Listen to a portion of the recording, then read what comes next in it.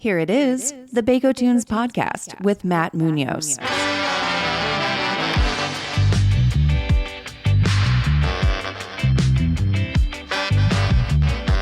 Audio brought to you by Chain Cone Clark.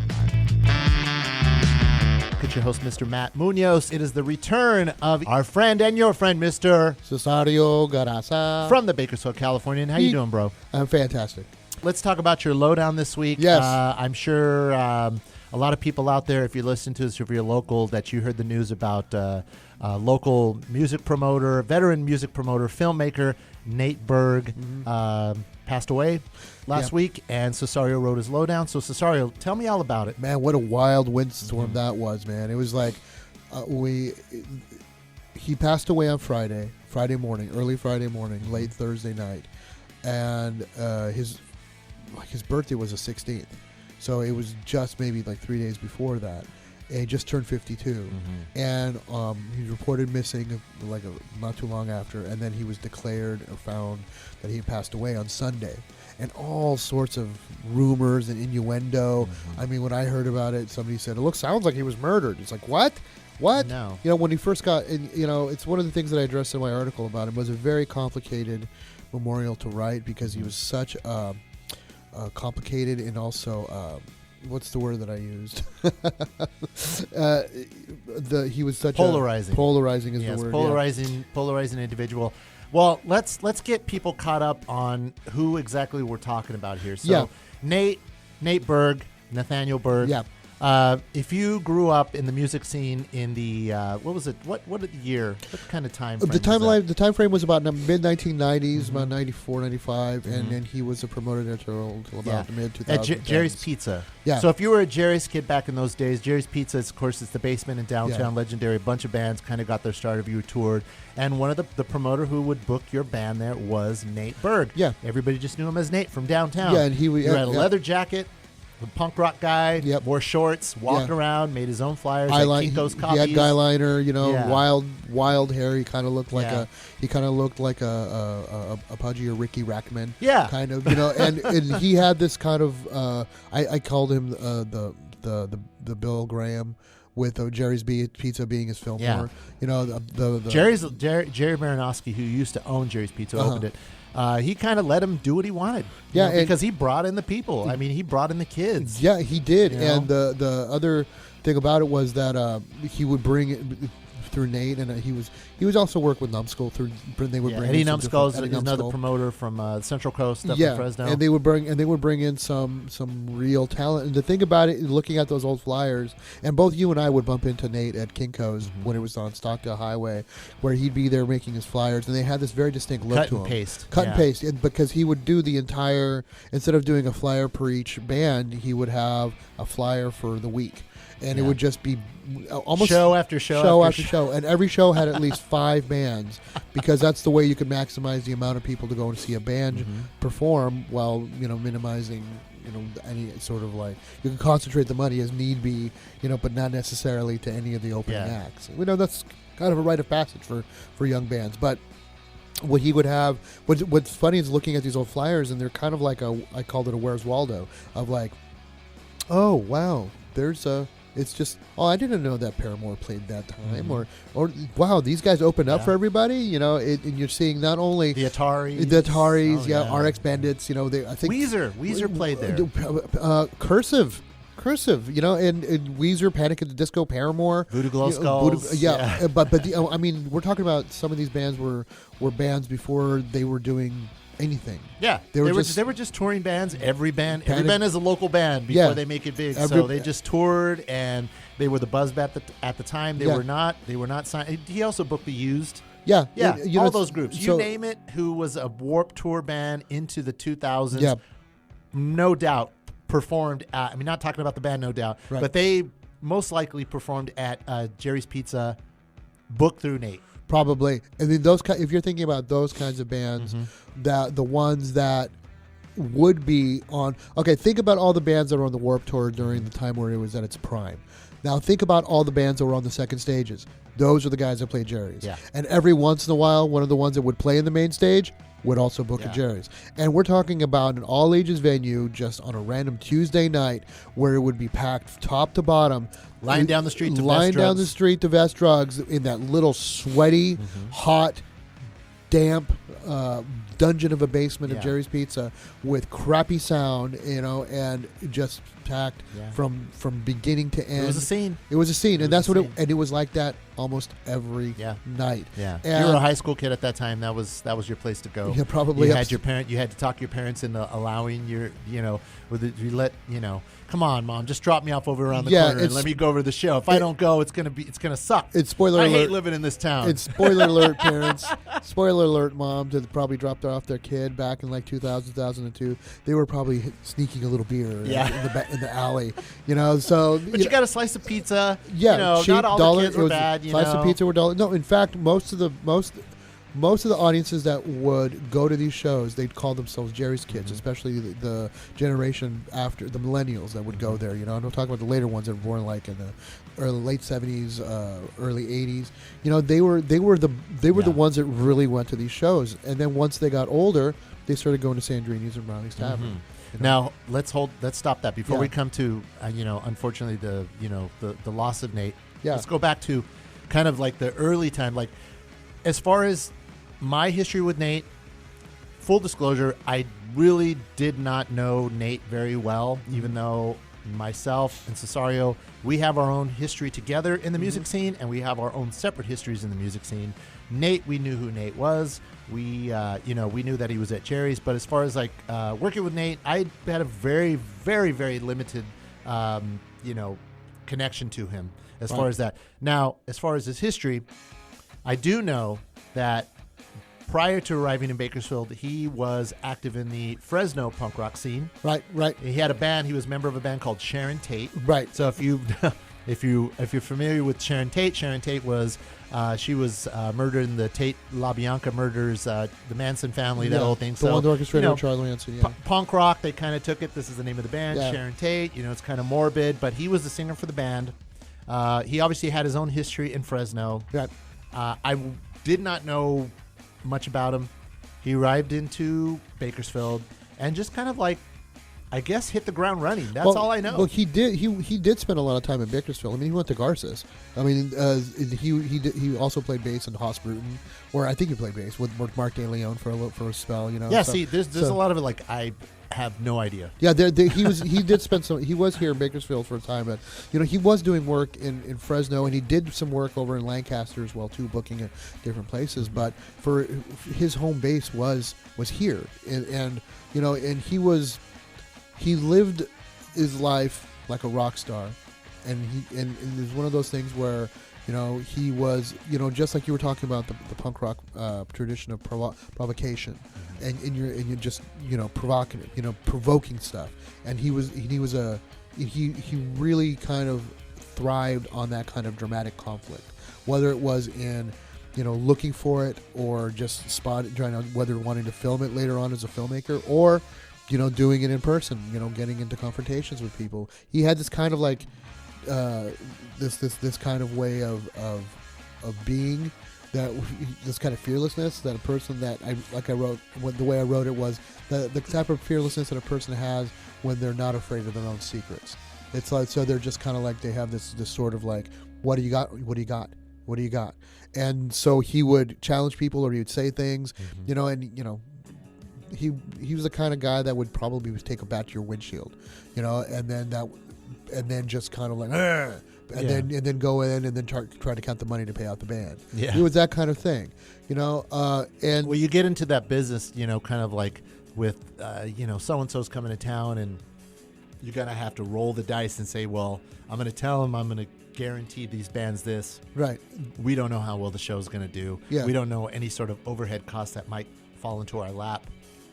We have no idea. Yeah, and then it takes a certain type of character and a certain type of personality trait, and kind of like this sort of like maximum personality, just to kind of take these kind of high stress, situations that deal with a lot of money and a lot of pressure and a lot of this and that, a lot of variables, a lot of attacks, a lot of attacks on your personality. Yeah, and your skin can't just be thin; it has to be bulletproof. And that's one of the things. It's like that kind of aloofness really worked well with him because he was in charge. But just little by little, life has a way of showing us that we're not. And after the mid-aughts, when rock and roll just started becoming a little less popular, the output of Jerry's was still going and never fully stopped, but it just wasn't the same. They weren't getting the same traffic. Again, aging clientele, competition from other places that people were actually would go to instead. And then the output at Jerry stopped, and Nate disappeared. He was gone. And I think he moved to different places. He spent some time in Canada. I always thought this is the thing. It's I feel like, man, I never really knew him because I always just assumed maybe he was a Canadian that lived over. Oh no, I forgot. He is from Fresno. Oh, he went to Garces? Didn't know that. Yeah. There's all these things. I don't know anybody who truly knows who Nate was unless, we spoke to like maybe a childhood friend. Right. Yeah, and the two that came up to the forefront the most are ones that we talked to, like Mark DeLeon and John Coley. Those two were two of his closest friends. Mark played with him in Hotspur, and they've known him for a long time, and they're very they champion him. Yeah. And they're very, very, I don't want to say protective, but they're protective of their friend and the memories of their friend for good reason, because the thing is, they were all thick as thieves, in terms of the bond that they had together and the feelings they had for each other in that characteristics, because they did know Nate. One of the things that I kind of came to the conclusion about writing this article is I really didn't know him that well. Now, I don't know how many of us really did. And I think that's kind of has to deal with the thing when you have somebody that's dealing with the public and is very personable, but you don't really know who they are. And I think that's true of a lot of us, because there's a lot of us that are friendly and that we know, but then once they're gone, we start thinking, how well did I really know that person? Yeah. There are so many people that just run through our lives like that. Yeah, I never saw Nate angry. I never saw him like blow up at anybody. I have. Never ever saw that side of him. And even the times that I saw him maybe going to a Jerry show or something like that. Remember in Pulp Fiction, the scene where John Travolta, Uma Thurman just had an overdose, and he shows up at Eric Stoltz's house, and he's all, "What are you doing?" And he pulls up into his front yard, and his girlfriend, played by Rosanna, was it Rosanna Arquette? And she's got all the piercings, she's like addicted to piercing, and he's got the hypodermic, and John Travolta's got the hypodermic needle, and they're counting down 3, and they're showing everybody, and everybody's nervous, and Uma Thurman's passed out, and then they pan to Rosanna Arquette, and she's just got this look of like complete, like, I don't know what's going on, that kind of thrill of an adrenaline rush of like, when he was getting into confrontations, it was like that. I think he really enjoyed conflict, drama. I think that he either looked for it, liked instigating it, like or this. We're talking about during those Jerry's days. No, I think even up until the day he died, because and I'm not saying this as a slight. This is just the thing that I noticed about him. He would he posted a while back that he was filming a gig with Monty Byram and Chris Neufeld, and that Monty Byram played this ridiculously amazing solo, and that Chris Neufeld started, and he posted that he was hoping, or he was wondering to see, I don't know about hoping, I might be misquoting him, but that he was curious to see if Neufeld was going to like try to one-up Monty.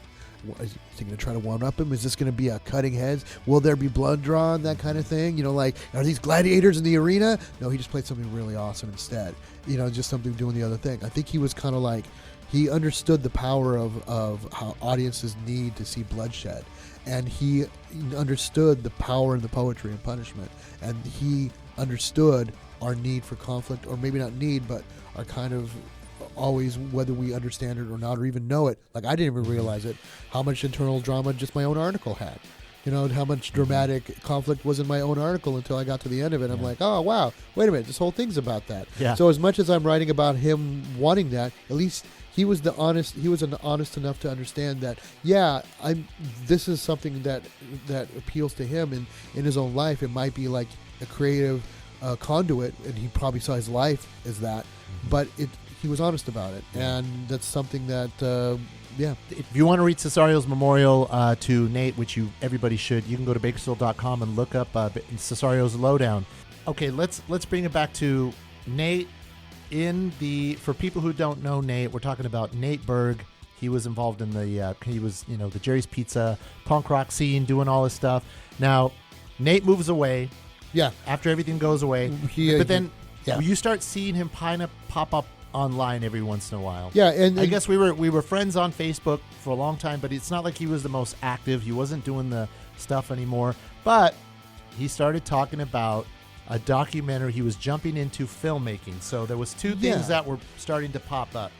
He was like, does anybody remember the Fugazi show at this particular kind of community center, Floridora Street in Fresno? Yeah, there was a Knights of Columbus Hall. Yeah, so he did a show. He was involved in putting Fugazi. So to him, it deserved to have some sort of documentary put together about it. It was kind of, If you're fans of punk rock, you know Fugazi, Ian MacKaye was in Minor Threat, a band that kind of like is known for doing the straight edge movement. Yeah, no moshing allowed. Yeah, and they also had their own. They also played in Bakersfield in the mid '90s at the Juarez Hall. And you were not allowed to mosh. So everybody remembers that. So at this time, Nate, I guess they had booked Fugazi over there at the Fresno thing. And when he posted about that, that's when it kind of dawned on me. All right, he must be of a certain age. But like I said, I didn't know him. So I was like, okay, cool. So he's going to do this documentary, which I do know that he screened at Tembler Brewing. Then he does that. Yeah. He starts talking about this other movie he's going to start doing, which is going to be documenting the Bakersfield punk rock scene. I was like, ooh, well, that's a big deal. Yeah, that's a big deal. Break time. We'll be back. It's the Baco Tunes podcast with Matt Munoz.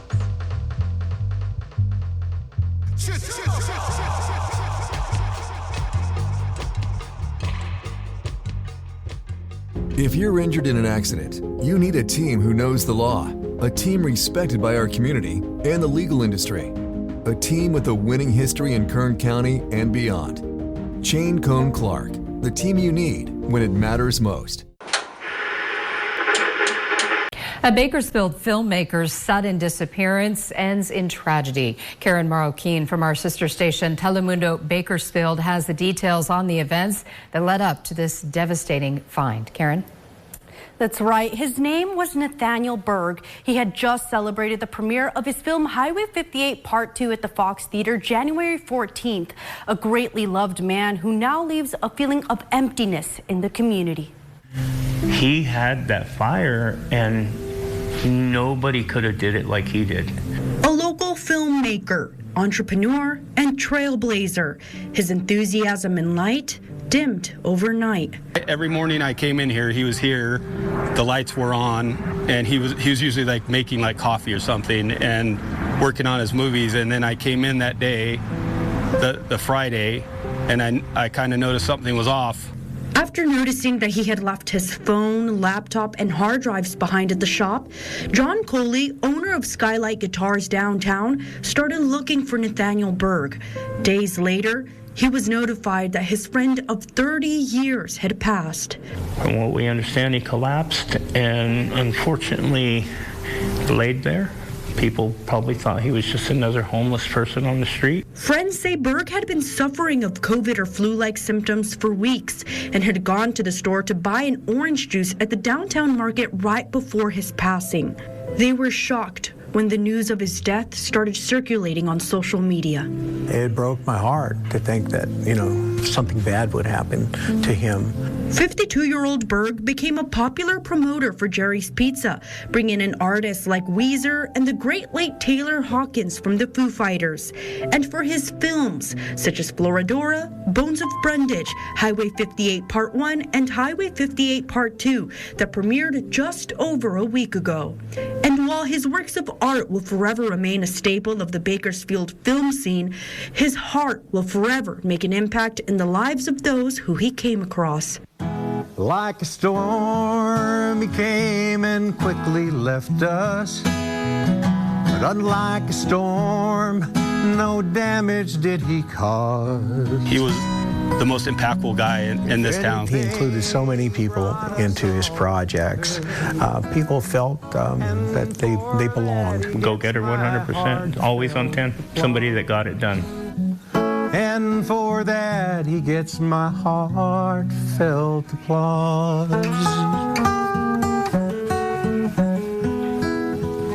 Thank you, Nate.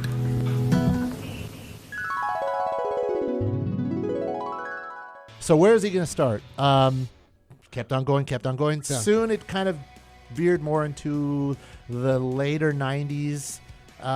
Then it kind of became, this is going to be about Jerry's Pizza and all that stuff. So I didn't know where this was going. You start seeing about Bones of Brundage. I know he reached out to everybody that he knew in the scene, everybody from Jonathan Davis, who was featured in the film. Yeah. Cesario's in it. Yep. Mo Adami, various characters from Jerry's Pizza. Mark DeLeon, Ty Elam. All the characters from the Bakersfield music Chris scene. Goodsell with some of the best stories and the entire thing. They're talking about like, it was a crazy place. You had to go over there and fight and everything like that, and boom, boom, boom, and everything like that. Lots of nostalgia. Right. Puts it out. I saw it on Vimeo. Yeah, because he sent me the link. Yeah, and I think because he goes, "You going to see the film, man?" Because he wanted me to be in it. I was like, no, you know what? I'm not really wasn't a part of that era, even though Mento was around at that time. But I go, that is your scene, and I think you need to kind of focus. You need to kind of like put some more focus into like one particular scene because there's a lot going on in this. Yeah, in this film. And I think what he took, and like we were talking about before the recording here, it was the original idea of what the movie was going to be revolved around kind of like a murder mystery kind of band. Which I don't get that at all. Yeah, why? What was the murder? The way he was describing it, I forgot. But was it going to be like the Great Rock and Roll Swindle? Kind of, yeah, kind of where it's kind of has its own sort of like narrative, and that all the history of it will be wrapped around it. That turned into kind of a smaller thing about certain people, but within it, he found. He basically used it as a way for a lot of Generation X to tell a bunch of stories about this wonderful time.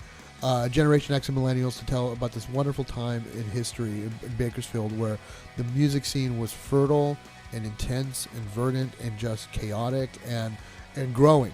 And just it was eclectic as anything else. It was really something else. And I think you could write this that could be chronicled in dozens of documentaries and would only scratch the surface of just how much of a creatively fertile ground this was in the late 80s through 1999 and the ascent of Korn to become the biggest band in the world. And what the movie finally kind of boiled down to where did it succeed and where did it fail? The movie it succeeded in bringing together a bunch of people talking and then putting a highlight on this particular time. Got the conversation started. Yes, where it failed, and no disrespect to Chris Pankratz or to Nate Berg, that where it failed was they started off with they had a thing where they tried to sculpt it from all these hours of footage and trying to find the story inside of it. Yeah. And I think what ended up happening was that they didn't have a running narrative thread to really make it cohesive. They had it in different sections, and for what they did and how they did it, and in terms of the time that they did a wonderful job for what it is. But it's not really a documentary. It's too sprawling. There's a lot of the new stuff. There's a lot of small stuff. The stuff about Big Jed could have been its own movie. You know, it's just such a fascinating kind of thing. It didn't have a standard kind of block of first, second, third, fourth, whatever acts, or even just a standard first, second, third act that even documentaries have, where you have a beginning, an ending, and a resolution. It did, but it was just all this kind of stuff in between. And that's just my honest assessment as a film, as a film watcher. But somebody who was prominently featured in it. Yeah, exactly. There's one part in the movie where I can't remember if it was my idea or Nate's idea, or if we both just came to it. But he originally was going to have a list of all the bands that I had, and I said, "Oh no, it was my idea." And I told him, "Why don't you have?" No, I have a whole list that I have on MySpace of like the hundreds of acts that I've played with, not been in bands with, but that I performed with. And why don't you put that and have it scrolling next to me? And he did that. So I'm talking, and then it's all these are some of the bands that Cesario's performed with, and it's just Werewolf Pool Table. Yeah, Werewolf pool table. Thank you, Rebecca Haas, for that one, a.k.a. Moonshine Deathbed. Oh, yeah. So, Bones of Brundage, you can still see it. I believe it's on Prime. It's you can go on available, Prime. everything like that. So that was an interesting little moment. And, everybody's going to have their feelings on it. But the thing about it is that it got done, and I don't think anybody else would have done it. Yeah, and in fact, if it wasn't for that, it wouldn't have brought up it wouldn't bring up one very important thing, that there, as much as you and I know about the music scene because we were in it, there are an entire group of people that have been maybe a generation after ours that have no freaking idea about any of that. And because of that movie, they have a bigger awareness of it, because this movie came out in 2018, but it didn't really start getting a lot of traction until 2020, the pandemic, when people were at home going, I guess I'll watch that Bones of Brundage movie. And then they watch it and they're like, oh, there's Bill Bamboning. Oh, there's Cesare Garassa. There's Zach Griffin. There's all these people from all these different bands. There's Jonathan Davis, and all these people that they've seen and known, whether they were in the band, whether they were in the audience or on stage, where it's a welcome visit. It's a nostalgia visit, and he knew it was, and so that's why and one of the things he was going to do was he was going to use Tommy Hayes as a bridge. Bakersfield Sound architect Tommy Hayes, guitarist, who passed away last year at the age of 93. He had a lot of footage of Tommy that he was going to use in Bones of Brundage, and I think he used some of that footage in his last movie series, Highway 58, which he was still doing. The first one was about Tommy Hayes and featuring some other musicians in town like Monty Byram. And what this did for the punk rock Negan of the Walking Dead promoter with the baseball bat, and the guy liner, it transformed him into a different, and reinvented him yet again into a completely different group, a completely different completely different subset of the music community that had no idea about him. So there are frankly people that know him as the bassist for Sharon Tate. Tommy Sotheby, he's from Texas. He was at a Sharon Tate concert when they toured Texas. He didn't even find out about it until years later when they showed photos. And so as a promoter, he knew an entire subsection of young punks and indie rock artists and everybody else. Anybody that was in the music scene that was playing in that kind of like alternative rock movement that was happening in there. And now he's known and championed and held in high regard by the country music community because of the filmmaking work that he's been doing with the documentaries with the Highway 58, which he only got 2 of 12 done. And he was in line of doing a documentary about Scott Sturtevant, about the Tehachapi music scene. So he had all these things on his plate to write about that were using all the skills and the narrative form and focus that he learned from Bones of Brundage. I mean, I will say this about Bones of Brundage. Respect to Chris Pankratz and to Nathaniel Berg, because it was such a huge undertaking, and the fact that they got something done throughout of that, much respect to that. Yeah, no, totally. You should go check it out. Absolutely. Bones of Brundage, and see if the Floridor is still going to be available. I know now that since he's passed away, I don't know what the future of those films are, but it's not on YouTube, that's for sure. Yeah, but you look it up, Bones of Brundage. It's everywhere like that. I mean, gosh, it's such a tragedy, because we're talking about a guy who came back to town. He was, reconnecting with Bakersfield. He was, he's a grown man. He's in middle age. Yeah, he's a dad. 50. Yeah, Jordan Berg was his son. He was a dad, and he was doing his thing, and he wants to do all these films, and he saw importance of telling the stories of the Bakersfield Sound pioneers, which weren't getting the same type of adulation and spotlight as Buck Owens and Merle Haggard, and so he did it. I saw the first one that he did with Tommy Hayes, and it was very interesting because it told a lot of stories. It started out with like a dramatization of Tommy, like a guy who kind of arrived in Bakersfield in his car with tells the story of a guy who shows up with a suitcase, and then all of a sudden he ends up playing in bands, to jumping into Monty Byram and Big House and Glenda Robles and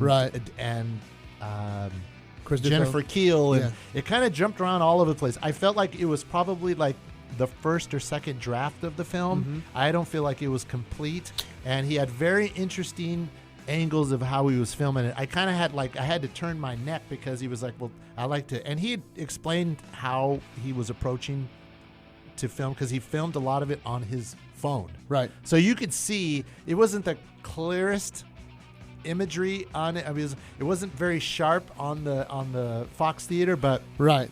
You know, it was his thing, and there was a lot of people, a lot of older folks that were there, a lot of people that are like, yeah, you get to sell our story. So, you know, a lot of grandparents, a lot of grandpas that maybe played with one of the bands of Tommy Hayes' family. You know, Jennifer Keel, of course, one of Bakersfield's best country vocalists that have come through town. I used to go see her with the Dooley Brothers Band with her big country hair over there at Dustin's and all those type of things. She's also big 90s she's country. also the sister-in-law of one of our dear friends, Dan. Yeah. So, yeah, I mean, and she still sounds great. Monty Barnum says she's the best singer he's ever sung with, you know, because they can harmonize perfectly. Yeah. And I've done stories of both of them, Cesario too. Yep. So, yeah, and then there was the next film that was it came out, Bonnie Owens. About Bonnie Owens. Yeah. Everybody loves Bonnie, and it was have to do with it coincided with the return of the Trout's portraits that had returned, and they had them at the Fox Theater in the VIP section. And then, as you know, just as soon as he was kind of getting ready to do his next project, he was gone. Yeah, and it says a lot about him as a person and as an artist, because what he saw was one of the things he liked stories. He liked stories about people. He liked stories. He wanted to tell stories, and he saw the story in the conflicts, not so much in the resolution, but which puts everything in such a weird kind of context, because here we are now at his final resolution. He's gone, and nothing's. So now everything that it was and he was working towards is now resolved in such a way where it's just a bunch of stories that are just been told but never finished. Kind of like the stories of the people of the ones that he was doing. His story is done, you know, and you know, like I said, polarizing. There are people that have, as much as, you know, he's adulated by his friends and people that knew him and people that yeah, there's a lot of people out there. Everybody who he had really good, you know, that had great experiences, especially now they're dads and they got their dad band and everything like that. But at the time, I mean, he was able to introduce them to the scene, and they got to see their favorite band, exactly, you know, for like $10, $5, their allowance, but, lunch money, and also for the people that look at him in a positive way, there are also people that don't. And as I wrote in the article, I hope that he came to peace with the people that he knew that he had wronged at the very end. Or those people, if he wronged you in any sort of kind of silly way, or profound way too. Yeah, it's like, you know, if you guys had some sort of beef, like, you know, I hope you had let it go. And if you were a teenage punk and he was in the punk rock scene, and that's what was the punk rock scene kind of thrived on, conflicts. If you had issues with him and it was over something stupid, if you were a drunken night and you got in a fight, I hope at this point in your mature life that you have just forgotten about it and let him and forgive him. And if there's anything, and this is the same thing as with that would go for anybody that would need it. But if there were things that he might have, you know, hurt other people more profoundly. Oh yeah. You have to talk about that. If there was if you had something else that was a little bit more serious, obviously, like you said, profoundly. Then hopefully they can come to the peace on their own. Yeah. Because now this is the only closure that we're going to have. Yeah. And the other thing is that, you know, we're kind of like at this point now where we're seeing the effects that he had to this community, and you know, we have to understand that people are complicated, and we're going to be seeing different kinds of viewpoints and different kind of voices talking about it, and for what it is and for what he was worth and for what everything he brought to the community, and in you know, in whatever way it was, Nate Berg was Nate. He was the only one that had the character of the capacity to have done the things that for the music scene, in terms of bringing the shows and making the documentaries and documenting these stories of the people of the sound, of trying to find either grace or to find momentum in a second coming after becoming sober, and taking control of his life a little bit more. Or we don't know, maybe it might have been something completely different. Maybe there's something else going on in that head of his that we just absolutely have no idea. But for whatever it's worth, he's gone, and we're left to kind of pour over his legacy, while taking care of our own. Yeah, and I want to end this with something that First of all, we want to send our condolences to his son and to his parents. His parents live in Florida. Yeah, Yvonne and Brian Berg. Yeah. Mm-hmm. And one of the things that was a previous story before Cesario did his column where Stephen Mayer had interviewed his parents, and one of the things they said was they are after they found out and they opened up, which I'm sure was not easy to do. No. They said they are proud of their son while acknowledging he chose a path that was not easy. Quote, he had his own arrow, and that's what he followed, said Yvonne Berg. I think he was great at what he was doing. We didn't oppose him, unquote. And that's the thing. As parents or just as people, we can imagine. Anybody that doesn't have kids can imagine the kind of pain. And as a parent, I don't even want to imagine that pain. So it's one of those things. I keep saying it's one of those things. It's Nate's passing. He's left a son, Jordan Berg, and here. So his own legacy is going to be transferred onto his children, and for an entire generation of Jerry's kids. And I think the last line I wrote about was that his life was like a freight train barreling down the tracks and then disappearing into the ether, but if you listen, you can still hear the rumbling of its engines. And that's really what it is, for better or for worse. The paradox, the controversial, polarizing Nate Berg, his legacy is now ours to examine for years. So you want to read Cesario's memorial? It's at Bakersfield.com. Look up his lowdown. Rest in peace, Nate Berg. All the memories are out there. Go look up Bones of Brundage. Yeah. I mean, I'm sure the tributes are going to continue to roll out. We don't have any information. Everybody's been hitting me up because we've been posting up about this on our Facebook. When we were looking for him was, where the services we have. I have no idea. I'm sure everybody is still in shock, as we all are, and just trying to kind of, make sense of all this, of what happened, and also paying attention to our own lives. Exactly. Because the light went out. He was just living like life that. just like us. I mean, he was. Somebody posted on Facebook where he said he was going to work until he died, and he did. Yeah. And one of the things that I also want to say on behalf of myself and Matt and everybody that we know in the scene is that for anybody that our condolences to those close to him, not just his family but his loved ones, Mark De Leon, John, everybody that was there that helped him out and that was helping him out and that that actually knew him. Absolutely. Well, thank you so much, Cesario. What I'll also do in the podcast info box, I will post up some links to for Bones of Brundage. I'll do my research and I'll find out where the films are located so you can see those films and some other additional links to find out, to get to know who Nate was, because all we're left with are memories and possibly somebody taking up the mantle and making a documentary about Nate Berg himself. Exactly. So thank you so much, Cesario. Yeah, you got it. The Baco Tunes podcast with Matt Munoz. New episodes every week. And for the latest, be sure to follow us at Baco Tunes on Instagram. That's BAKOTUNES. And be sure to like us, rate us, comment at us, and don't forget to subscribe. We'll be back next time.